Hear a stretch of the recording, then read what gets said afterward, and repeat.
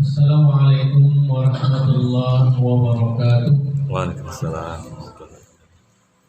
Innal hamdalillah nahmaduhu wa nasta'inuhu wa nastaghfiruh wa na'udzu billahi min shururi anfusina wa min sayyiati a'malina.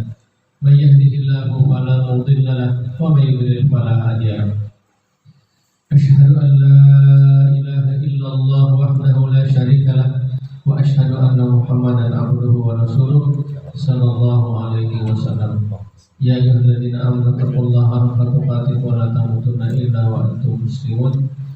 Fa inna khairal hadits kitabullah wa khairal huda Muhammadin sallallahu alaihi wasallam. Wa syarrul umuri muhdatsatuha wa kullu muhdatsatin bid'ah wa kullu bid'atin dhalalah wa kullu dhalalatin fi nar. Ba'd. Allahumma shalli wa sallim ala nabiyyina Muhammadin wa ala alihi wa sahbihi wasallam. Ma'asyiral muslimin wal muslimat, jamaah salat maghrib, jamaah kajian, jamaah An-Najah Sungai Sandung yang dirahmati Allah Subhanahu wa taala. Alhamdulillah, kita ucapkan puji syukur kepada Allah Subhanahu wa taala yang mana Allah masih mengkaruniai kita berbagai macam nikmat. Yang terbesar adalah nikmat kita untuk beribadah kepada Allah Subhanahu wa taala. Banyak orang kadang kalau beribadah mungkin karena sakit, ada proporsional, ada sempurna, mungkin di rumah, atau mungkin orang sibuk di perjalanan.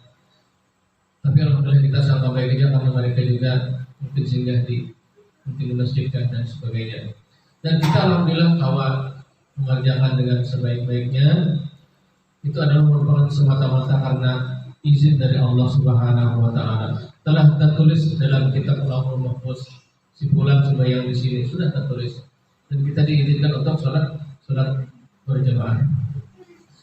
Salam serta salam semoga tetap tercurah kepada baginda Nabi kita Muhammad sallallahu alaihi wasallam yang telah membawa kita dari alam kejahilan, alam kegelapan, alam kezaliman menuju alam yang terang benderang yakni ad-dinul Islam. Ma'asyiral muslimin wal muslimat, jamaah salat maghrib yang dimuliakan Allah Subhanahu wa taala. Pada minggu kemarin kita telah membahas sedikit tentang tanda-tanda kenabian saat kelahiran beliau sallallahu alaihi wasallam.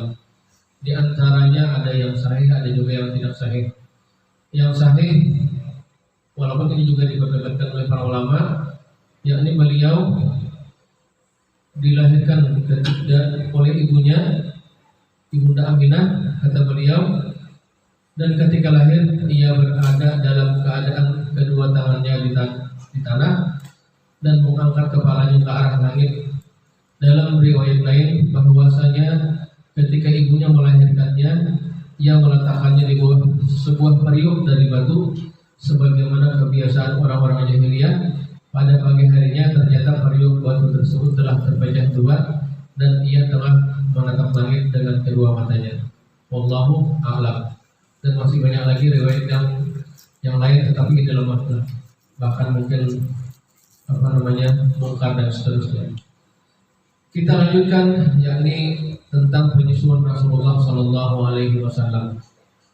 Jemaah yang dirahmati Allah Subhanahu wa taala, ketika kita mengisahkan Rasulullah SAW, kita teringat akan perjuangan beliau Sallallahu Alaihi Wasallam memperjuangkan Islam, dan kita berbangga lah karena kita mempunyai Nabi. Bedanya Nabi kita dengan Nabi terdahulu adalah kalau Nabi terdahulu itu bersama umatnya, bilanya meninggal Nabinya, habis sudah. Nah, kalau kita ada, kalau kita Nabi Muhammad sudah meninggal dunia, akan tetapi beliau mewariskan ilmu agama kepada orang-orang saleh yang berikutnya, terutama kepada para sahabat beliau, kemudian para tabi'in, tabi'ut tabi'in, terus sampai hari kiamat, termasuk kita. Dan kita bersyukur di Indonesia atau di Kalimantan ini termasuk provinsi yang agamis lah. Di Banjarmasin ini mungkin Bertapura, Banjarmasin sampai ke Hulu Sungai, alhamdulillah kita saksikan banyak ribuan masjid. Ini menandakan bahwasanya orang kita di sini atau di mana aja itu adalah merupakan orang yang sangat religius. Tentunya juga kita sangat mencintai Rasulullah Sallallahu Alaihi Wasallam. Dan kita juga senang mendengarkan kisah-kisah beliau Sallallahu Alaihi Wasallam. Kemudian penyusuan Rasulullah Sallallahu Alaihi Wasallam. Jadi kita bersyahadat asyhadu an la ilaha illallah wa asyhadu anna Muhammadan abduhu wa rasuluh. Muhammadan abduhu wa rasuluh. Abdul itu artinya hamba. Hamba. Supaya orang kada menyangka Rasulullah itu malaikat. Nah, malaikat juga Nabi Muhammad Sallallahu Alaihi Wasallam adalah hamba. Seorang hamba, seorang manusia biasa. Beliau sama kayak kita, dilahirkan, disusui, digaduh kayak kita juga. Supaya apa? Supaya kita bisa aja menjadikan beliau suri tauladan. Sidin kayak kita juga guring, apalagi beraktivitas, menjahit sepatu, jahit baju, kayak kita, masya Allah. Dan kita juga sama juga, kita bisa ini, bisa itu. Sidin begawi juga. Abduhu wa rasuluh itu utusan Allah. Nah inilah yang membedakan kita dengan beliau. Kita bukan utusan Allah, beliau adalah utusan Allah. Inilah yang Allah ingin agar Rasulullah itu jadi suri tauladan. Kita bersyahadat boleh asyhadu an la ilaha illallah wa asyhadu anna Muhammadar Rasulullah, atau bisa juga asyhadu an la ilaha illallah wa asyhadu anna Muhammadan abduhu wa rasuluh. Itu semuanya syahadat. Jemaah dirahmati Allah Subhanahu wa taala, di kalangan ahli sejarah diketahui bahwasanya di antara yang menyusui beliau adalah Halimah As-Sa'diyah. Nama beliau adalah Halimah binti Abu Dhu'aib As-Sa'diyah. Nah, Halimah As-Sa'diyah terkenal adalah ibunda Nabi, ibunda sepersesuaian dengan anak-anak beliau, anak-anak Halimah As-Sa'diyah. Ketika ia membawa beliau ke perkampungan kaumnya dan beliau bersamanya selama kurang lebih 4 tahun. Kemudian Halimah Sa'diyah mengembalikannya kepada ibunya, ibunda Aminah. Jadi Halimah Sa'diyah menyusui Nabi kecil, menyusui Nabi Muhammad kecil sekitar 4 tahun. Pernah anak dibelikakan 2 tahun, umur 2 tahun dibelikakan, tapi kasih sayangnya kalau diminta pulang, diizinkan, minta izin pulang, disusui lagi, digaduh lagi lah, digaduh lagi sampai 4 tahun. Sayang lawan Nabi lah, lawan Muhammad sallallahu alaihi wasallam. Riwayat tentang penyusuan Rasulullah oleh Halimah dan keberadaan beliau bersamanya di perkampungan Bani Sa'ad hanya diriwayatkan oleh Ibnu Ishaq, seorang muhakkik, seorang ahli sejarah, serta Syekh Al-Albani menilai kelemahan hadis di atas. Walaupun hadisnya lemah, tapi dalam kisah boleh ada sedikit toleransi lah. Beda nanti kalau masalah yang urgent lah. Tapi kalau masalah kisah itu mungkin ada sedikit bisa hadis lemah bisa dipakai, tapi nanti yang lain saling menguatkan. Teks hadisnya seperti ini. Halimah Sa'diyah, ibu yang menyusui Rasulullah Sallallahu Alaihi Wasallam berkata, kata beliau bahwasanya ia keluar dari negerinya bersama suaminya. Halimah Sa'diyah keluar bersama suaminya dengan seorang anaknya yang masih kecil dan disusuinya dengan rombongan wanita-wanita Bani Sa'ad bin Bakar guna mencari anak-anak untuk disusui. Jadi orang-orang Bahar itu menawarkan untuk menyusui anak-anak itu. Dan itu tradisi yang sudah lawas sebelum Nabi Muhammad lahir pun juga tradisi yang sudah berpuluhan tahun lah mungkin. Tradisi orang-orang jahiliyah. Wanita-wanita Bani Sa'ad, Halimah berkata, tahun tersebut merupakan tahun paceklik dan tidak ada sedikit pun yang tersisa untuk kami. Jadi waktu itu musim paceklik, musim kemarau, masya Allah. Kata beliau, aku berangkat mengendarai keledaiku yang berwarna keputihan dan unta tua yang tidak memberikan susu sedikit pun. Nah ini ulak sudah ada, tapi sudah musim paceklik, unta pun ada di susunya. Nah, masya Allah. Kami tidak bisa tidur pada malam hari itu atau setiap malam karena anak-anak kecil yang ada bersama kami menangis lapar, kelaparan. Ya Allah, susu unta kada keluar. Nah ini. Air susu pun tidak bisa mengenyangkannya, ada tapi sedikit. Dan unta tua kami juga tidak mempunyai susu yang bisa mengenyangkannya. Namun kami tetap berharap untuk mendapatkan pertolongan dan jalan keluar. Ini kisah Halimah Sa'diyah. Kemudian kata Halimah Sa'diyah, aku berangkat dengan mengendarai keledai dan aku berjalan sangat lambat sehingga semakin menambah kelelahan dan kelemahan mereka. Mengganggu keledai ya pelan. Kalau kuda tak kuat sedikit, tapi kalau keledai ini tak uyuh lah. Nah, ini di tunggang berdua bisa turun bisa lanjut. Nah, ini. Tapi mungkin karena keledai ini tak kuat, jadi awal berdua mungkinnya keledai sudah tua lah, dan itu pun sudah lambat menjalankan keledai ini. Kalau nggak salah peranakan antara kuda dan unta Allah lalu akhirnya keledai. Sehingga akhirnya kami tiba di Mekah untuk mencari anak-anak susuan. Ini bertawar mencari anak-anak susuan. Setiap wanita dari kami telah ditawari untuk menyusui Rasulullah Sallallahu Alaihi Wasallam. Namun semua menolaknya ketika diberitahu bahwa ia adalah anak yatim. Jadi Nabi Muhammad ini anak yatim. Karena kami mengharapkan imbalan yang banyak dari ayah si anak. Orang-orang yang lain itu berduit bertahan, menyusui upahi. Sedangkan Halimatus Sa'diyah ini sedangkan Halimatus Sa'diyah belum lagi kuliahan. Ada tapi kuliahan ibunya Nabi Muhammad lah, dan duitnya kan ada. Nah, aku kalau menyusui duitnya ada keupahan. Kalau Halimatus Sa'diyah asal ragu-ragu.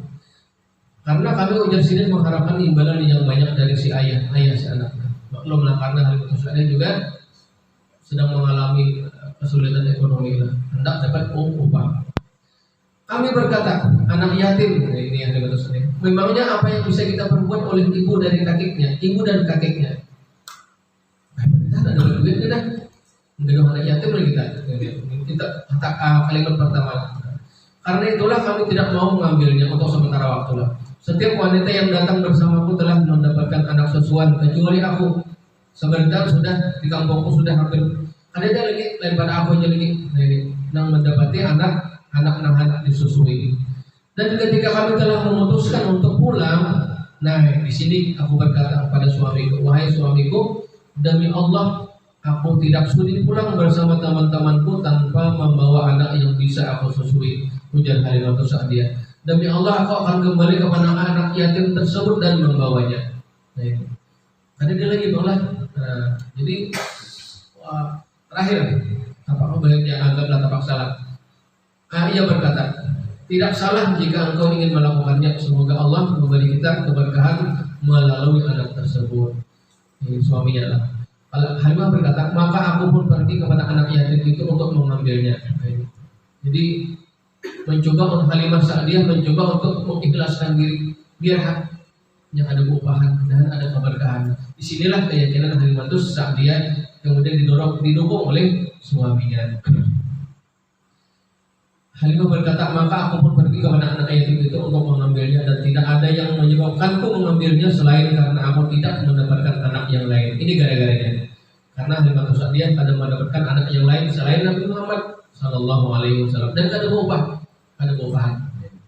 Ia berkata, setelah mengambilnya aku kembali ke tempat kendaraanku. Nah ini keajaiban terjadi. Ketika aku meletakkannya di pangkuanku dan memberikan kedua susuku kepadanya. Ini Nabi kita sudah disusui, ia menyusu sampai kenyang, masya Allah. Nabi kita menyusu kepada Halimatus Sa'diyah, dan saudara susuannya juga menyusu hingga kenyang. Lalu mereka berdua tidur, padahal sebelumnya kami tidak bisa tidur, masya Allah. Asalnya karena kamu goreng anak-anaknya kelaparan tiap malam ada susu, tapi sedikitannya setelah menyusui Rasulullah, maka anaknya pun juga kamu menyusu. Nah, disinilah keajaiban terjadi. Jadi walaupun ada berubah, tapi Allah memberi keberkahan. Nah, disinilah kehebatan mukjizat Rasulullah semenjak sebelum menjadi Nabi. Masya Allah.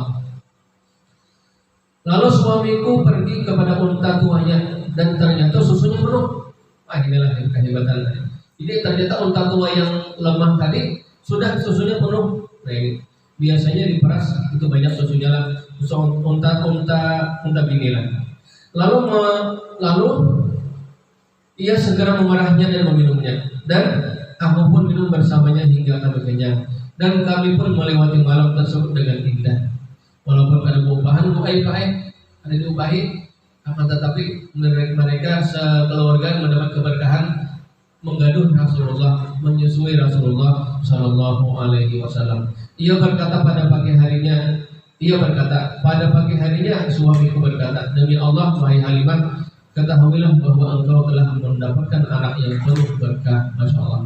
Perlu diketahui bahwasanya orang-orang Bahari itu sudah sering bersumpah demi Allah. Tapi terkadang sebagian mereka juga demi Lata dan Uzza. Ada yang masih murni lah demi Allah. Mereka masih percaya dengan Allah. Demi Allah. Aku berkata demi Allah, aku pun berharap demikian. Jadi mereka menggaduh tanpa berubah, akan tetapi Allah memberikan berkah kepada keluarga mereka.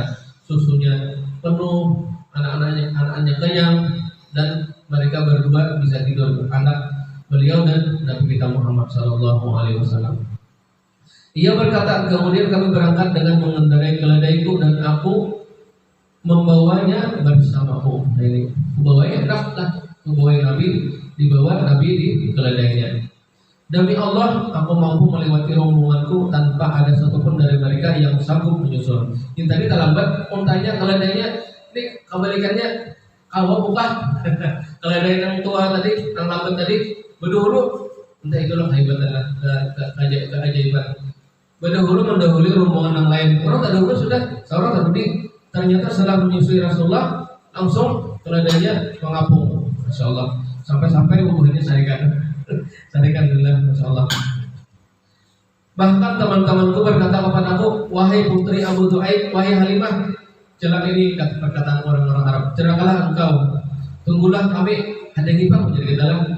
Bukankah ini keledaimu yang engkau kendarai saat pergi? Aku menjawab, iya, betul demi Allah, inilah keledaiku itu. Mereka berkata, demi Allah, sungguh ada sesuatu padanya. Sungguh ada keajaiban pada keledai itu. Tadi lambat keledainya lah, sudah tua lah pulang. Sekarang malah kau mengapung rombongan yang terdahulu. Kemudian kami tiba di negeri kami, di perkampungan Bani Sa'ad. Jadi ada perkampungan Bani Sa'ad namanya, itu rata-rata yang menawari menyusukan anak-anak orang Makkah. Nah ini.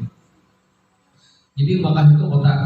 Nah, jadi di Makkah itu kota dan perkampungan Bani Sa'ad itu di dusun. Aku tidak mengetahui dunia Allah yang lebih kering daripadanya. Jadi perkampungan Bani Sa'ad itu kering sampai paceklik. Bertanaman ningale, ditambah lagi musim paceklik. Sama beritaan, sarasnya beritaan. Makanya mereka mencari timbalan yang besar, ya mencari duit, mencari rezeki. Ketika kami tiba, kambingku mendatangi kami dalam keadaan kenyang. Nah inilah keajaiban menggaduh Nabi Muhammad SAW. Dan susunya penuh, asalnya kering tadi lah. Tiba-tiba kambingnya mendatangi kami dalam keadaan kenyang dan susunya penuh. Maka kami memerahnya dan meminum susunya. Sementara orang lain tidak mendapatkan setetes susu pun dan tidak mendapatkannya di susu kambing mereka. Bahkan orang-orang yang berkumpul di pemilihan ternak berkata kepada para penggembala ternak mereka, celakalah kalian, gembalakanlah kambing-kambing kalian di tempat penggembala putri Abu Du'aib atau Halimatus Sa'diyah. Mengirim berdanlah. Nah menggaduh akan orang-orang yang mendapat imbalan tadi karena apa-apa lah, paling dapat duit aja.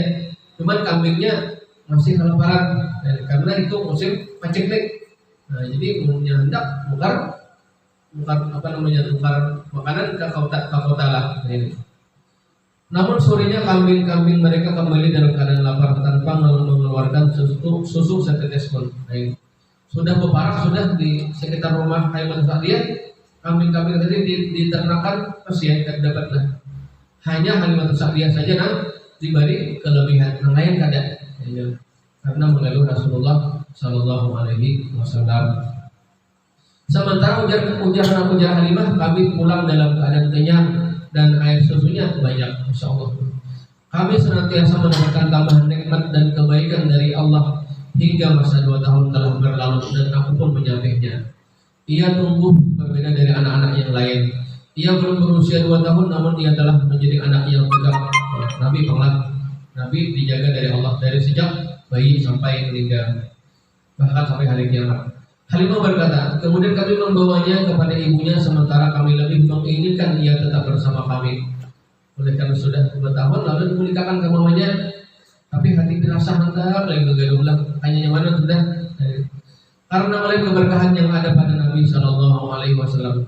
Maka kami berbicara kepada ibunya, Ibunda Aminah, dan kami berkata kepadanya, bagaimana jika engkau tinggalkan anakmu bersama kami? Bagaimana pun kami mau beli pulang, kami ikuti pulang sampai ia menjadi kuat, karena aku takut ia tertular wabah yang ada di Mekah, dan kami masih berada di sana hingga ibunya mengembalikan kepada kami. Nah ini, jadi salah satunya juga orang-orang Mekah itu, Mekah itu kota besar, itu Mekah itu transit orang dari Syam kemana ke. Jadi khawatir kalau orang itu membawa penyakit.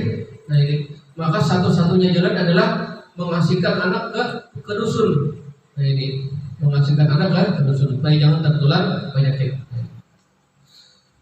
Kemudian Halimah menceritakan kisah pembelahan dada beliau dan mukjizat yang terdapat pada peristiwa tersebut. Nah ini, ketika umur Allah alam, setelah disapi, setelah disusui, maka ada peristiwa dari pembelahan dada Rasulullah Sallallahu Alaihi Wasallam.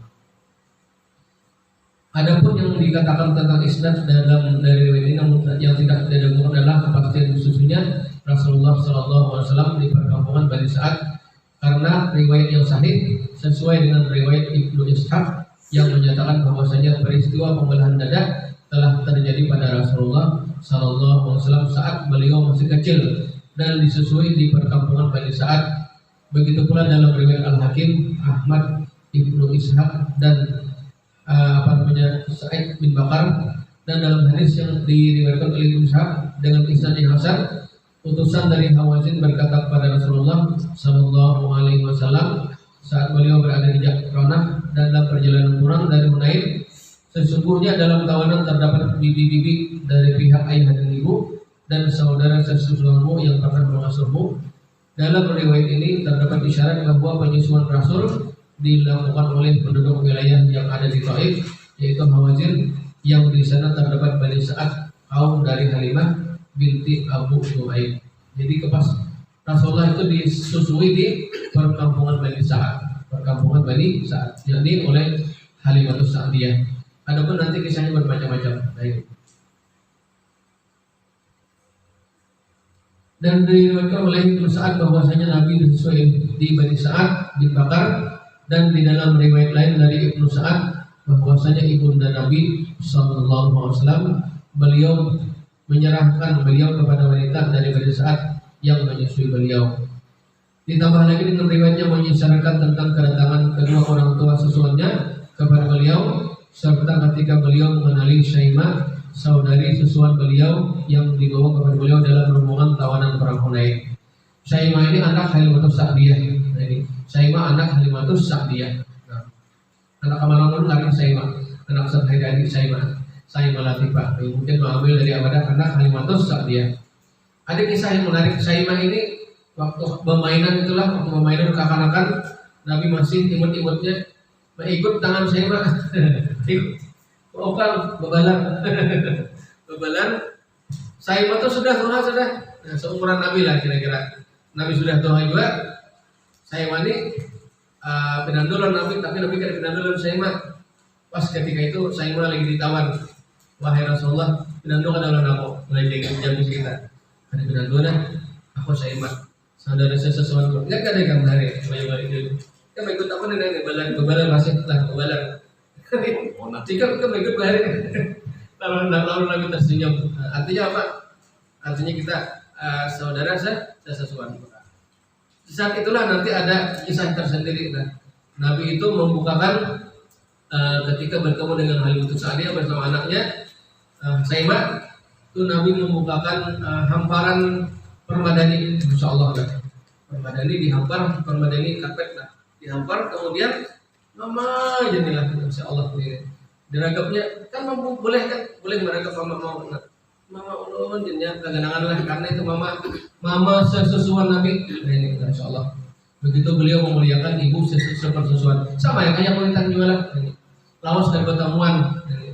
Berapa puluh tahun dari pertemuan lah. Nah, ketika dalam tawanan itulah Rasulullah bertemu dengan ibunda sesusuan, jadi ibunda Halimatus Sa'diyah, yang beliau sudah tua bersama anaknya Syaimah dan penuh Rasulullah SAW. Dan kedua-duanya masuk Islam. kedua-duanya beriman kepada Rasulullah Sallallahu Alaihi Wasallam. Masya Allah. Jemaah yang dirahmati Allah Subhanahu Wa Taala, terlalu panjang kita ceritakan penyusuan Rasulullah Sallallahu Alaihi Wasallam, dan kita teruskan dengan hikmah dari penyusuan di pedesaan. Ma'asyiral muslimin rahimakumullah. Kebiasaan orang-orang kota di Arab adalah menyerahkan anak-anak mereka untuk disusui di pedesaan dengan tujuan untuk menjauhkan mereka dari berbagai penyakit yang ada di kota. Itu yang pertama. Dan dengan harapan untuk menguatkan tubuh mereka serta membiasakan mereka dan mendidik mereka untuk berdikari sejak kecil tanpa dimanjakan oleh para ibu, para nenek dan keluarga lainnya. Perlu diketahui bahwasanya Nabi itu keturunan ningrat. Nabi kita Muhammad itu keturunan ningrat. Sama seperti Ahmad Dahlan.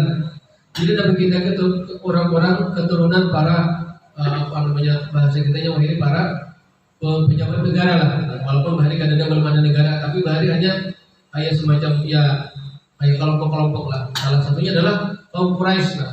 Perlu diketahui bahwasanya orang-orang Quraisy itu mereka menguasai Ka'bah. Nah ini pejabat Mekah, Masya Allah, seperti Abu Lahab dan seterusnya. Abu Lahab itu dari orang para penguasa Ka'bah. Kemudian paman-pamannya Abdul Muthalib dan seterusnya. Mereka masing-masing menjaga Ka'bah ketika masih zaman jahiliyah.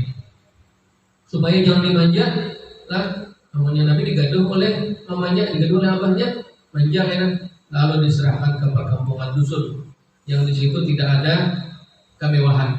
Yang ada hanya tanam-tanaman, peternakan. Disitulah Nabi belajar berdikari, belajar mandiri sejak kecil, Masya Allah. Dan juga bertujuan untuk meluruskan lisan mereka daripada penyelewengan bahasa serta hal-hal lainnya yang dapat merusak bahasa, Masya Allah. Salah satunya adalah juga belajar bahasa asli, bahasa Arab. Nah, kalau kita baik di Halabiyo itu lah sama, apakah di Halabiyo itu sudah transit dari Amuntai ke Halabiyo ke Danau, Habitin, Halabiyo ke kemana itulah, Halabiyo ke Bebirik lah. Halabiyo itu sudah campur aduk, sudah bahasa lah, bahasa kota ada juga, bahasa kampung aja. Firmannya hendak ke daerah Selasa atau daerah Rantau Bujur itu masihlah Halabiyo asli. Nah itu mau ya. Nah kalau kita kalau sudah di Halabiyo itu sudah campur aduk, sudah bahasa. Sama seperti di Mekah. Di Mekah itu kampung daerah transit. Jadi bahasa Syam ada, bahasa ini ada, campur. Lalu kebanyakan mereka, rata-rata mereka mengasingkan anak-anak mereka di dusun supaya belajar bahasa asli bahasa asli, bahasa Arab. Makanya Nabi kita Muhammad itu belajar bahasa dari kebanyakannya daripada ibunda Halimatus Sa'diyah, Masya Allah. Dan ternyata seorang ibu, walaupun ibu susuan itu ternyata sangat berpengaruh terhadap kelakuan, terhadap bahasa dan yang lainnya di kemudian hari. Makanya Rasulullah Sallallahu Alaihi Wasallam itu adalah orang yang paling bagus bahasanya. Jadi, yang paling bagus bahasanya, yang paling dimengerti, Masya Allah, karena beliau juga seorang nabi lah. Itu dengan dilajari oleh Halimatus Sa'diyah, Masya Allah. Makanya para ulama itu mereka sangat pinandu dengan bahasa Nabi kita Muhammad Sallallahu Alaihi Wasallam. Karena jadi mereka mengetahui hadis ini hadis palsu, ini hadis hasan, hadis sahih. Ternyata mereka belajar daripada bahasa Rasulullah Sallallahu Alaihi Wasallam. Apalagi Imam Bukhari, Pak. Saking pinandunya Imam Bukhari itu sahur hanya salah aja Imam Bukhari. Saking pinandunya bahasa Nabi. Karena bahasa Nabi itu sangat urgent. Dan karena kau ditirok lah. Kalau nya saya hadisnya. Kalau nya palsu. Masya Allah. Itu adalah berkat dilajari oleh ibunda sepersusuan Halimah Sa'diyah, Masya Allah. Masyarakat muslimin rahimani wa rahimakumullah. Dan bahasa beliau itu dipakai sampai sekarang oleh bahasa para ulama di dunia. Jadi bila hendak belajar hadis, hendak belajar ilmu agama, maka mereka harus memakai bahasa Arab asli dari Rasulullah Sallallahu Alaihi Wasallam dan juga dari Al-Quran. Makanya baik ketika umrah lah atau ketika haji itu ada pengajian, bisa dari ustadz-ustadz di Indonesia atau bisa langsung dari ulama Saudi. Itu belum pernah mendengarkan nyaman pengen mengerti, masya Allah. Asal-asal mengerti orang lah mengerti, karena mereka memakai bahasa asli, bahasa Arab asli. Ya. Tapi kalau bukannya bebandir sesama bukannya itu bukannya bahasa kampung, bukannya bahasa bukannya lah. Ini. Tapi kalau mereka ceramah itu mereka harus bahasa Arab asli, bahasa hadis, bahasa Al-Quran. Tapi kalau sudah mereka berduaan bebandiran itu bahasa kampung sudah kita ada mati lagi. Itulah mereka yang jadi pewaris para nabi itu adalah bukan hanya mewaris agama aja, tapi juga mewaris bahasa Rasulullah, bahasa Allah, bahasa Al-Quran, Masya Allah. Dan ulun terus terang ulun mengerti alhamdulillah, walaupun sedikit bisa bahasa Arab, tapi mengerti karena mereka menggunakan bahasa Rasulullah Sallallahu Alaihi Wasallam. Dan kita bisa sedikit belajar bahasa Arab. Amin ya Rabbal Alamin. Insya Allah. Karena saking pentingnya belajar bahasa Arab lah. Mudah-mudahan kita dimudahkan. Kita lanjutkan dengan penyusuan di perkampungan Bani Sa'ad dan peristiwa pembelahan dada.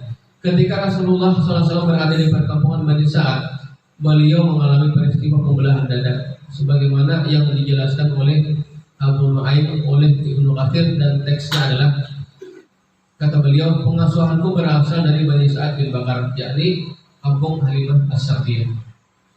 Suatu hari aku dan seorang anaknya pergi bersama membawa anak kambing miliknya. Namun kami lupa membawa bekal, maka aku berkata, wahai saudaraku, pergilah mengambil bekal dari ibu kita. Maka saudaraku pergi dan aku tinggal di tempat ternak. Lalu datanglah dua burung berwarna putih yang seperti elang. Salah seorang berkata kepada temannya, apakah dia orangnya? Maka temannya menjawab, ya, dia orangnya. Mereka pun mendatangiku dan membaringkanku dan kemudian membelah perutku. Jadi Nabi Muhammad ini lagi bermainan bersama kambing-kambingnya, kemudian keinginan membawa bekal. Nah, di saat itulah Nabi menyuruh saudaranya atau saudarinya ambil bekal. Di saat mereka mengambil bekal, maka kesempatan malaikat untuk membaringkan Nabi, dibaringkan. Masya Allah. Didatangi dan orang malaikat yang berbentuk burung elang seperti elang membaringkanku dan kemudian membelah perutku. Malaikatlah pada kisahnya lah, dibaringkan kemudian dibelah perut atas izin Allah. Lalu mereka mengeluarkan jantungku dan membelahnya. Mereka mengeluarkan dua gumpal darah hitam, dan salah seorang berkata kepada temannya, ambilkan untukku air salju. Lalu mereka membasuh isi dadaku. Jadi dikeluarkan, entahlah kalau alam dibuka dada beliau, diambil jantungnya, diambil hati, keluarkan gumpalan darah hitam. Masya Allah. Ambilkan untuk air salju, air es. Lalu mereka membasuh isi dadaku dengan cara Allah. Yang jelas kisahnya kayak ini. Dibasuh isi dada Rasulullah SAW. Lalu ia berkata, ambilkan untukku air embun, dan mereka pun membasuh hatiku. Dibasuh dada beliau, dibasuh hati beliau, dan lalu ia berkata, bawakanlah aku ketenangan, dan ia meletakkannya di hatiku. Kemudian ia berkata, jahitlah, dan ia pun menjahitnya, dan terakhir ia memberi cap kenabian di hatiku. Jadi beliau dicuci dengan air zam-zam, air yang bersih, air yang suci. Kemudian terakhir dijahit. Kayak kita jualan dijahit, Allah. Dan ia pun menjahitnya, dan terakhir ia memberi cap kenabian di hatiku. Lalu salah seorang dari mereka berkata kepada yang lain, letakkanlah ia di situ di sisi timbangan, dan letakkanlah 1000 dari umatnya di sisi timbangan yang lain. Dan tiba-tiba aku menyaksikan 1000 orang di atasku, sehingga aku takut kalau sebagian dari mereka jatuh menimpaku. Lalu ia berkata, seandainya seluruh umatku ditimbang dengannya, niscaya dia akan lebih berat daripada mereka. Kemudian mereka pergi dan meninggalkanku dalam keadaan sangat takut. Nah, jadi malaikat tadi pergi dan entah kemana, dalam keadaan sangat takut. Maka aku pergi menemui ibuku dan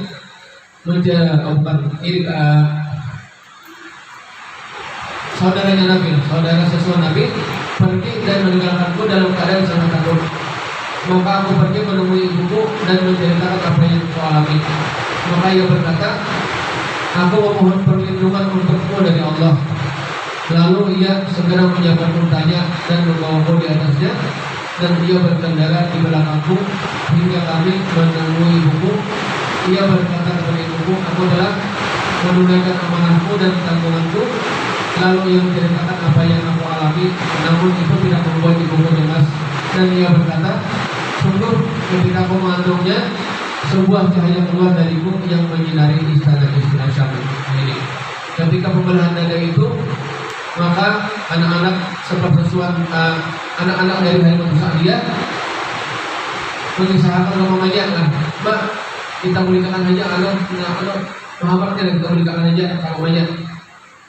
Ini pas datang tuh melihat jahitan, melihat bakas jahitan yang dijahit oleh malaikat. Masya Allah. Jadi disuruh anak-anaknya menyuruh Ibunda Halimah Sa'diyah menyuruh menikahkan ke mamanya Nabi Sallallahu Alaihi Wasallam. Setelah dikisahkan cerita pembelahan dada itu, mamanya ada begitu takutan karena sudah keadaan sudah keajaiban sudah dari awal sudah. Bukan hanya sekali dua, sudah beberapa kali keajaiban terjadi baik kepada ibunya maupun kepada Nabi Muhammad Sallallahu Alaihi Wasallam. Iya kan? Ini aku sudah juga mengalaminya. Ketika aku melahirkan, maka sebuah cahaya keluar dariku yang menyinari istana-istana Syam di Syria sana, insyaallah. Masyarakat muslimin rahimahumullah, dan dalam kisah lain yang diriwayatkan oleh Muslim secara singkat, bahwasanya Rasulullah sallallahu alaihi wasallam didatangi oleh Jibril saat beliau tengah bermain bersama anak-anak lainnya. Ia membawa beliau merebahkannya dan membelah dadanya. Sama. Ia mengeluarkan hati dan mengambil segumpal darah darinya, dan ia berkata, inilah bagian syaitan darimu. Lalu dia membasuhnya dalam sebuah bejana dari emas dengan air zam-zam, lalu mengalirkannya dan mengembalikannya ke tempatnya. Anak-anak yang lain segera mendatangi ibunya, yaitu ibu susuannya, dan berkata, sungguh Muhammad telah dibunuh. Ini anak-anak Halimah Sa'diyah ini imbah mengambil bekal, melihat Nabi pindah pucat. Lalu beli pulang, nih Nabi Muhammad yang dibunuh orang. Dia kata banglah, Nabi Muhammad ini dalam keadaan pucat. Mereka pun menemuinya dan beliau dalam keadaan pucat. Nabi kita dalam keadaan pucat. Anas berkata, dan aku pernah melihat bekas jahitan tersebut di dadanya. Nah ini, Anas berkata pernah melihat bekas jahitan yang dijahit oleh malaikat Allah Subhanahu wa Ta'ala. Beda dengan jahitan manusia. Mungkin malaikat menjahit itu rapi sudahlah, tapi mungkin masih ada bekas jahitan. Tanda pernah dibelah. Tanda dada beliau pernah dibelah, insyaallah. Dan inilah mungkin yang mengilhami para dokter bedah. Kira-kira lah, inilah yang mengilhami dokter ahli bedah. Itu pada main-main penyewaan itulah, ahli bedah itulah penyewaan, masya Allah. Mungkin sebagian orang yang sesat itu penyewaan lah. Artinya mudah mereka selamat lah setelah disesat. Masya Allah. Masyarakat muslimin rahimakumullah. Dan peristiwa pembelahan dada Rasulullah ini masih kembali berulang selain yang terjadi di perkampungan Bani saat ini. Ahmad dan yang lainnya meriwayatkan bahwa peristiwa pembelahan dada juga terjadi pada saat beliau berusia 10 tahun beberapa bulan. Jadi umur 4 tahun ada juga, dan umur 10 tahun ada juga. Wallahu a'lam. Dan dalam Al-Bukhari, Muslim serta yang lainnya meriwayatkan bahwa peristiwa pembelahan dada beliau itu telah terjadi saat usia beliau lebih dari 50 tahun, yaitu saat beliau dibawa ke Isra ke Baitul Maqdis. Nah ini beberapa kali lah. Salah satunya adalah ketika Isra dan Mi'raj. Wallahu a'lam lah. Masya Allah. Jadi ketika masih kecil umur 4 tahun dan ketika sudah besar.